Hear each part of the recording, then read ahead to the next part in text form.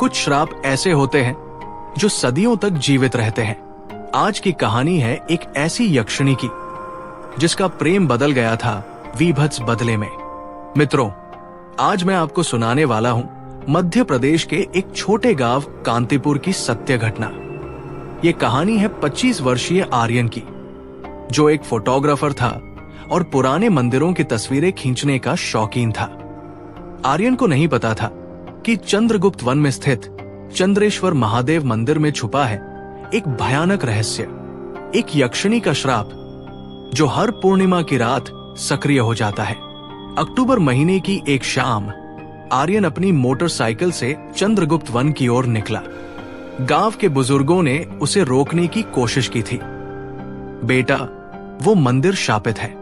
कहते हैं वहां एक यक्षिणी का वास है जो हर पूर्णिमा की रात अपना शिकार ढूंढती है। काका जी, ये सब अंधविश्वास है, मुझे बस मंदिर की तस्वीरें चाहिए। लेकिन आर्यन ने इन बातों को नजरअंदाज कर दिया। शाम का समय था और आज पूर्णिमा की रात थी।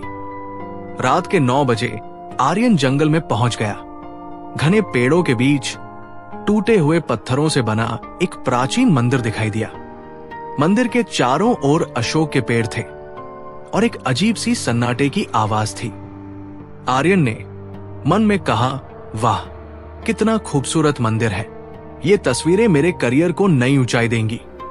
आर्यन ने अपना कैमरा निकाला और तस्वीरें खींचने लगा, लेकिन अचानक उसके कैमरे की फ्लैश रुक गई। हवा में एक मीठी खुशबू फैली, जैसे किसी ने चमेली का इत्र छिड़का हो।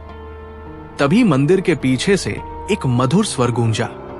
यक्षिणी मधुर आवाज में बोली, कौन है यहाँ इस पवित्र स्थान पर? कौन है वहां? अशोक के पेड़ के पीछे से एक अत्यंत सुंदर युवती निकली। उसके बाल कमर तक लंबे थे, आंखें चांद जैसी चमकदार, और वो एक सुनहरी साड़ी पहने हुए थी।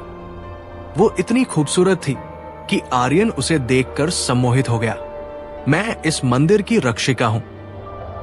तुम यहां क्यों आए हो वत्स? आर्यन डगमगाते हुए बोला, मैं एक फोटोग्राफर हूं, मंदिर की तस्वीरें लेना चाहता था। आओ, मैं तुम्हें मंदिर का इतिहास बताती हूं। यहां कई रहस्य छुपे हैं। यक्षिणी ने आर्यन को मंदिर के अंदर ले जाकर एक पुराना कमरा दिखाया। वहां सुनहरी वस्तुओं से भरा एक खजाना था। ये खजाना मैं सदियों से संभाल रही हूं। तुम चाहो तो ये सब तुम्हारा हो सकता है। आर्यन की आंखें चमक उठीं, लेकिन उसे नहीं पता था कि ये सब एक जाल था। बस एक शर्त है, तुम्हें हमेशा के लिए यही मेरे साथ रहना होगा। आर्यन ने कहा, क्या मतलब? अचानक यक्षिणी की आंखें लाल हो गई, उसके नाखून तेज हो गए और उसके चेहरे पर एक भयावह मुस्कान आ गई। यक्षिणी ने बताया, सदियों पहले एक साधु ने मुझे इसी मंदिर में कैद किया था। तब से मैं हर पूर्णिमा की रात अपना शिकार ढूंढती हूं। तुम मेरा नया शिकार हो। आर्यन समझ गया कि वो किसी यक्षिणी के जाल में फंस गया है। उसने भागने की कोशिश की, लेकिन मंदिर के दरवाजे अपने आप बंद हो गए। आर्यन ने कहा, छोड़ो मुझे, मैं यहां से जाना चाहता हूं। यक्षिणी बोली, अब तुम कहीं नहीं जा सकते। तुम्हारी जीवन शक्ति मुझे और भी शक्तिशाली बनाएगी। आर्यन ने अपने बैग से एक छोटी सी हनुमान चालीसा की किताब निकाली जो उसकी मां ने दी थी। आर्यन डरते डरते, हनुमान जी की जय, राम नाम सत्य है। यक्षिणी वापस हट गई, लेकिन केवल कुछ सेकंड के लिए। यक्षिणी गुस्से में बोली, ये छोटे मोटे मंत्र मुझ पर काम नहीं करेंगे, मैं सदियों की शक्ति से भरी हूं। यक्षिणी ने अपनी शक्ति से आर्यन को दीवार पर दे मारा। आर्यन के सिर से खून बहने लगा।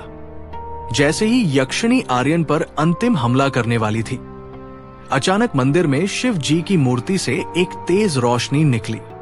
एक आकाशवाणी गूंजी, हे कुपुत्री, तूने अपनी शक्ति का दुरुपयोग किया है। अब तुझे वापस अपनी कैद में जाना होगा। यक्षिणी चीखते हुए बोली, नहीं, मुझे वापस कैद में मत डालो। मैं वादा करती हूं, कोई निर्दोष को नुकसान नहीं पहुंचाऊंगी। लेकिन बहुत देर हो चुकी थी। एक तेज हवा चली और यक्षिणी एक चीख के साथ गायब हो गई। मंदिर के दरवाजे खुल गए। आर्यन तुरंत मंदिर से निकलकर अपनी मोटरसाइकिल से गांव वापस भागा। पहुंचकर उसने गांव के बुजुर्गों को पूरी कहानी सुनाई। बुजुर्ग बोले, भगवान का शुक्र है कि तुम बच गए बेटा। वो यक्षिणी सदियों से उस मंदिर में कैद है। आर्यन ने अपने कैमरे में देखा, लेकिन सारी तस्वीरें काली थी।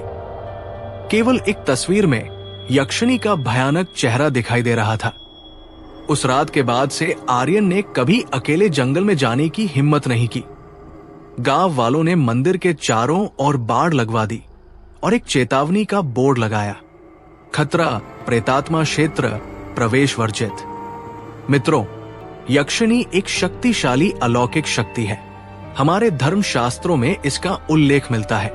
कुछ यक्षिणी सौम्य होती है और धन संपत्ति देती है, लेकिन कुछ श्रापित होती है जो मनुष्य की जीवन शक्ति को सोखती है। आज भी चंद्रेश्वर महादेव मंदिर वीरान पड़ा है। स्थानीय लोग कहते हैं कि हर पूर्णिमा की रात वहां से एक औरत के रोने की आवाज आती है।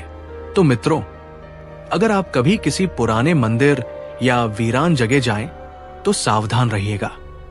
कुछ रहस्य ऐसे होते हैं जिन्हें सुलझाना खतरनाक हो सकता है। यदि आपको ये कहानी पसंद आई हो तो लाइक करें, शेयर करें और कमेंट में बताएं कि क्या आपके साथ भी कोई ऐसा अनुभव हुआ है। अगले वीडियो में मिलते हैं एक और रोमांचक कहानी के साथ। धन्यवाद।